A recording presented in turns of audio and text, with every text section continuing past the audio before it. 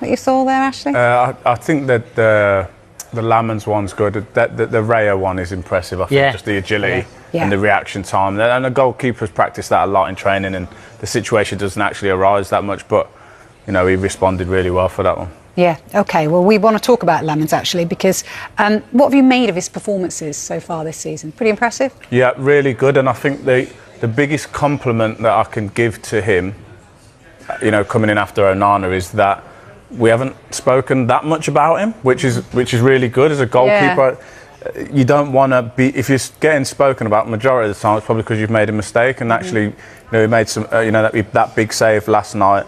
But he's been really good, I think, just on the whole, coming and taking crosses. And I remember when he came in and I was in here and didn't know much about him, and we was trying to find out about what's his qualities and his size. Is that an issue? And well, no, it isn't actually, because he's been very calm and influenced behind his defence. I think that as a centre back myself, goalkeepers can sometimes. He seems like that guy. He speaks well. His distribution's good. These are the ones that are really impressive. Stuff like this that we're seeing all the time now in the Premier League. And for a goalkeeper that's not massive, he's doing very well with it. So, for Manchester United and their fans, I'm sure they're... What about it there? Everton was swinging those corners in the last 10 minutes, right on top of him. 15 players inside the 6-yard box. And he made the right decision every time, whether to stay and let the Stramash continue in front of him, or to try and come through and make the first contact on the ball. So decision-making at crucial moments, right at the end of that game, really good. Is he doing enough to become United's permanent number one? Yeah, 100%. Again, just like we had the same conversation about the manager, but why would you change who you're going to go and get? You can go and have a look for someone else, but when someone's doing their job as well as this guy, you reward him and you keep him in there. If I was a centre-back, if I was Harry Maguire right now, or Martinez or whoever, this is the man that I would want behind me. OK, well, let's stay with goalkeepers, because Jamie Carragher chose his top 10 Premier League keepers of all time on the Monday Night Football yesterday. Here's his list. He named Petr Cech, I think, as number one there, as you can see. What do you think? Do you agree with this list here? Where would they rank for you? It's a tough one. For me, I would probably go with Peter Schmeichel as number one. Right. But they're not to take anything away from the other goalkeepers. Some excellent names on there. Schmeichel one for me is the one that I've got to go for. Very surprised about. Yeah, he should be higher. I think he's got the top three right. I mean, you could have those three in any order, I think, and you couldn't really have an argument. I think Van der Sar's got to be higher. Maybe swap De Gea and Van der Sar. Yeah, I would say that. Yeah. Is there anyone who's missed out, do you think, that should be on in that top 10? You can think of. Maybe Martinez, maybe. Yeah. No bias in that. No, absolutely not. I say Dave never brings any times. It's an interesting list, though, isn't it? I mean, the top three you might argue about. But do you think there's anyone currently playing in the Premier League that could, like the likes of Lammens, for example, that will get into that top 10? Yeah, I think, Lammens is really early. Listen, if Arsenal go on and win the Premier League and do it again, like we've seen, and win loads of trophies, David Raya gets onto the list for me. I think he's changed. He's been part of we're talking about Arsenal's mentality. He's part of that situation, I think. Really important with his two centre-backs, that little triangle there. So probably him. We've got Alisson on there already. But I think we have been blessed in the Premier League with some really good goalkeepers. There's no one else really that's pushing, I don't think, at the minute. If you look at the top teams, no one else. But I'd say David Raya, if they win things, because most people here have got a big trophy cabinet. And if Donnarumma gets the longevity at City, he'll be on that list for sure. Yeah, I forgot about him. What about you? Who is the best keeper that you ever played with? I think the best goalkeeper that I played in front of was Michel Vorm for Swansea, just because he was so calm. He was so good with his feet. One of the best passers in the team. That was before it became, a trend. And he was, as I said, he was calm and a calm and influence. You knew where he was. He always communicated enough, but he didn't over-communicate, let you get on with it. Trusted, what you was going to do. Had a really good relationship with him, on and off the field. But outstanding goalkeeper for Swansea. It seems like an obvious question, but why, if they're not calm, what does that do to you? I think it just sets a panic off, and I think this is really important in football in general. So there's communication, but it's the tone as well of the communication, because I might be saying to you, man on, but if I say it in a man on, that means we got to go quick. Yeah. Whereas I think some people use that tone when it's not necessary, and goalkeepers seem to do that a lot. I think from behind they use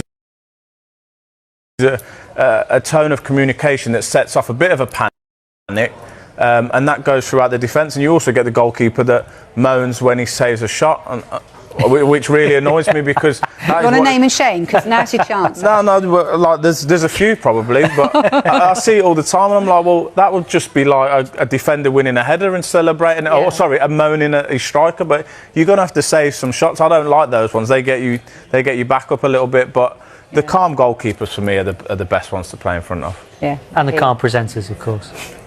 Side for you. You fancy playing in front of him? That calming influence that Michael was talking about? Yeah, of course, definitely. It'd be really nice to have a goalkeeper like that as just calm, and it has been a problem position for United prior to his arrival. It has been. It has been a problem for a long while. When you've got a keeper that wants to do his job, he wants to catch the ball, he wants to punch the ball. He's kicking it at times. He's not making silly mistakes. You've got confidence in the keeper that's behind you. As a back four, that's all you need. Yeah, really impressive. I mean, because you say it's been a problem position, it has been, and I think they've almost stumbled on Lammens in many ways. Well, you say stumbled. Let's give some credit to the recruitment team, because he went under the... I mean, the day he signed, I text Peter Schmeichel. Do you know what Peter Schmeichel said? And he watches goalkeepers everywhere. He said, I've never heard of him, Steve. Well, they've heard of him now. I mean, he's on that list. The first four were all hugely influential in that win tonight. Yeah, absolutely. I mean, that now has turned... I mean, if you'd said about 6 months ago, look at those players, you'd say, yeah, Mbomo, Cunha, Premier League experience. Oh, Šeško's not looking good. He's looking expensive. Lammens, I've not really heard of him, as Peter Schmeichel might have said, obviously. It's almost a mixed bag. But now you're looking at it with a little bit of change and a bit of confidence and all that's going on at Manchester United at the moment, and all of a sudden, all of those signings look as if they're on the money. So just shows you how it's changed. But I go back to it saying he wasn't necessarily...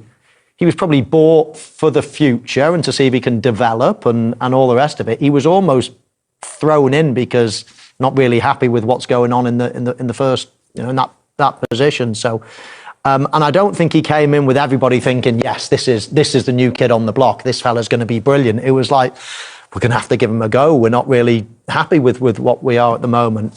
So fair play to him. He's grabbed that chance with both hands, and he's making that position his own now. And with him and the three who combined for the goal, I mean, Manchester United's recruitment has had a battering, hasn't it, over the last few seasons? I mean, we need to point out the success at the moment of those four names and the influence they've had tonight in this season. Yeah, of course, and I think that it's been a difficult time for the club with recruitment. With the players that they brought in, still there was questions over them, but they were the ones that you were saying, well, they are doing things in the games, and they were creating, not as much as what they have done now. And when you're having that creativity in the team, and you're being more and more influential, and you look at the three like we spoke about that were involved in the goal, they were fantastic. And the way that they find each other with the passes, the way that they get the team up the pitch at times with the counter attack, then it's got to be done. And the debate around Manchester United and Senne Lammens isn't really about hype, it's about direction. United are at a stage where every signing is judged not just on talent, but on impact. Lammens, who developed through the ranks at Club Brugge, represents potential, composure, and the modern profile of a goalkeeper comfortable with the ball at his feet. The real question is whether potential is enough for a club that desperately needs stability. If United were to move on without Lammens, the argument would likely center on experience. The Premier League is ruthless, and goalkeepers mature differently from outfield players. One mistake can define a season. United's recent struggles have often been linked to inconsistency at the back, and introducing another young keeper could mean more growing pains. In a squad already under pressure to deliver results, patience may be in short supply. On the other hand, Lammens could be exactly the type of long-term investment United need. Modern football demands goalkeepers who can initiate attacks, stay calm under pressure, and command their area with authority. If he adapts quickly, his presence could bring renewed confidence and tactical flexibility. Okay. Sometimes, a young goalkeeper grows with the team and becomes a cornerstone for years. So, would United do better without him? In the short term, possibly, especially if they choose a more established option. But football is rarely just about the next 6 months. If United are serious about rebuilding with purpose instead of chasing quick fixes, betting on Lammens might not be a gamble. It might be a statement.